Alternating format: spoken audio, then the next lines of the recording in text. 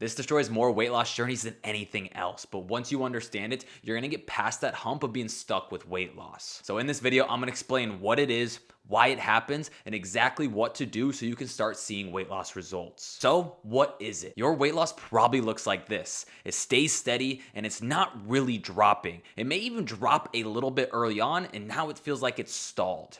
But you're doing everything right. You're tracking your calories, so you're making sure that you are weighing out all your food. You're putting it into an app. You're making sure that you're hitting some sort of step count. So you're going out, you're getting walk steps after meals. You're going out, you're getting steps in between work. You're hitting a step goal every single day. And you're also making sure that you're in a calorie deficit, so you're eating less than you burn on a daily basis. Now, this is where most people fail. You are on the verge of success. Like, you're right freaking there.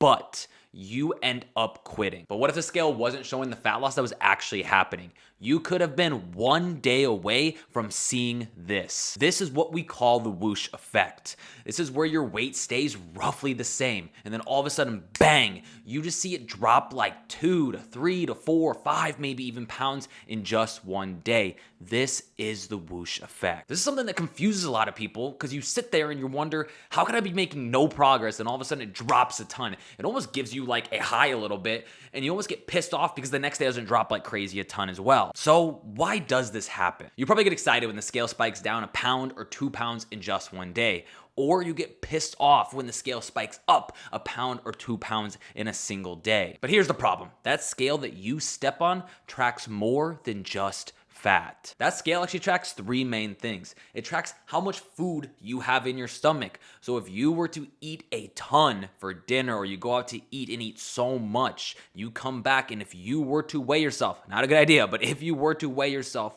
before and after a meal, it could spike up a ton because you have more food in your stomach. Second, this could be fat changing on your body. Over time, as you continue to be in a calorie deficit, you are going to see fat come off your body because since you're in a calorie deficit, your body will start taking energy from fat and use that energy. And third, this one is one of the most variable ones. This one changes very consistently on a day-to-day basis, which is going to be water weight in your body. This is where the whoosh effect comes in. I want you to think about your body like this Scrub Daddy sponge. There's a lot of water around here. Hopefully I don't mess anything up. Your body is like this sponge. Your body will actually hold on to water weight for so many different reasons. One of those reasons being sodium. So when you go out to dinner one night and you're going out to eat, sodium is salt. It's another way of saying salt. When you go out, a lot of that food that you're having is very high in sodium or very high in salt. So you come home, you step on the scale the next morning, and you end up being pissed off because you're like, how can I gain 3 pounds just from going out to eat? And you think the problem with it is what you had to eat there. When in reality, it was the fact that you had more sodium and now your body is holding onto more water because sodium helps retain water. This is why a marathon runner will actually have sodium or any of those hydration drinks because it helps retain water so they stay hydrated. Now, another reason is your body will actually hold onto more water when you have more carbs. And this is why some people think carbs are a bad thing. They're not a bad thing. They're actually really good for performance and really good for your energy. But what happens is for every 1 gram of carb you eat, you hold on to 3 to 5 grams of water weight. And this is actually a good thing because when you go to work out, this is the primary energy that fuels your workouts. So when you have carbs, you get better workouts. When you have better workouts, you get better results in the gym. Better results in the gym, you end up losing more fat and looking more toned. A third reason for why you may be holding on to more water is it may be that time of the month, ladies. Your hormones are different during this time. And a lot of women will actually see that their body holds onto more water. And then the moment that that time of the month is done with, you end up dropping some weight. A lot of people will think it's because of everything that they ate during that time. And it can be if your cravings are much higher, but a lot of times as well, it is you holding on to water weight. Also, you could be holding on to more water because you had a tough workout. It sounds super counterintuitive. You sit there and you went and had a tough leg day. You had a tough glute day. And then you come back the next day, you weigh yourself, and you're like, how can I have such a good workout and now I weigh more? It feels like you're backtracking on all your progress.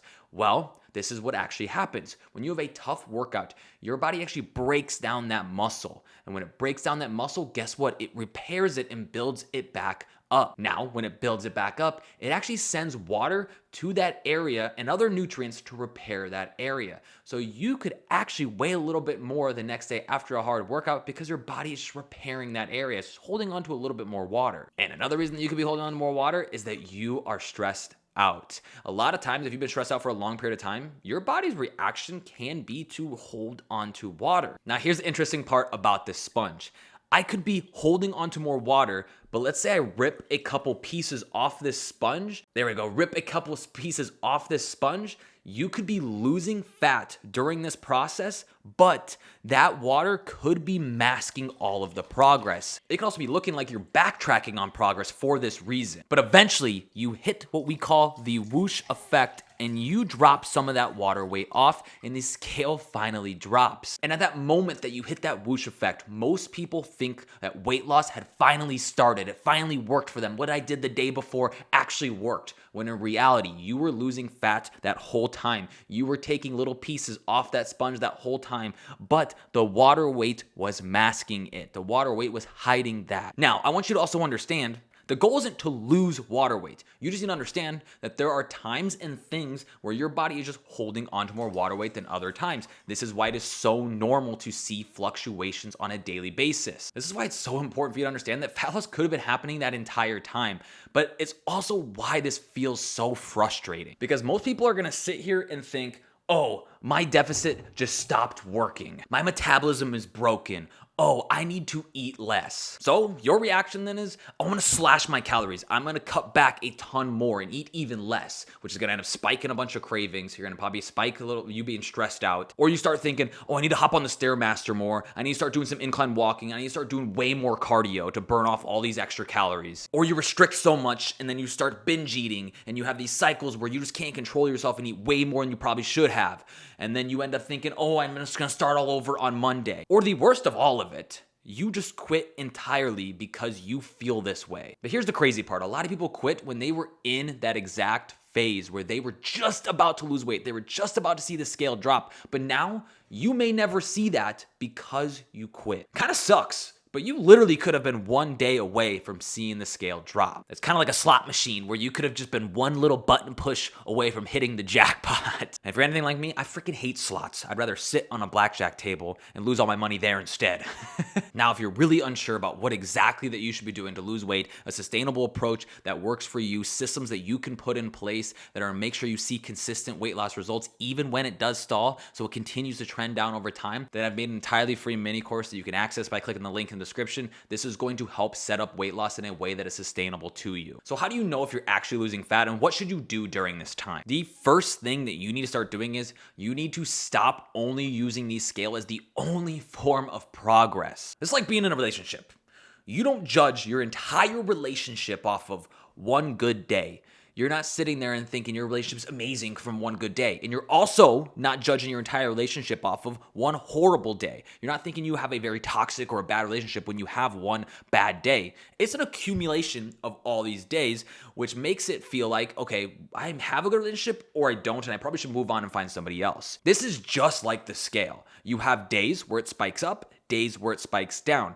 You want to pay attention to trend lines over time. You want to see an average. If you're losing fat over time, you will see this on a trend line. Now, I do think it is still good to weigh yourself pretty frequently, maybe every single day, but you'd have to not get caught up in the spikes up and the spikes down. That's like being in a healthy, stable relationship. Now, if you're not only gonna focus on the scale, what else should you add? What I would start recommending that you do is take body measurements, because if you're new to strength training, you can actually be losing fat and gaining muscle at the exact same time. So take body measurements of your waist, take it of your arms, your thighs, your glutes, and you will start to see inches come off. It also just reminds you that the scale is not the only thing that's going to dictate progress, because like I said, there are times where you can lose fat and build muscle. Also, it's a good idea to take progress pictures, because there will be times where you feel like you're not making progress. There will be times where that scale spikes up in a single day, and now you feel like you're making no progress when maybe the last 2 months You've done a lot and you need to be reminded of yourself, reminding yourself that,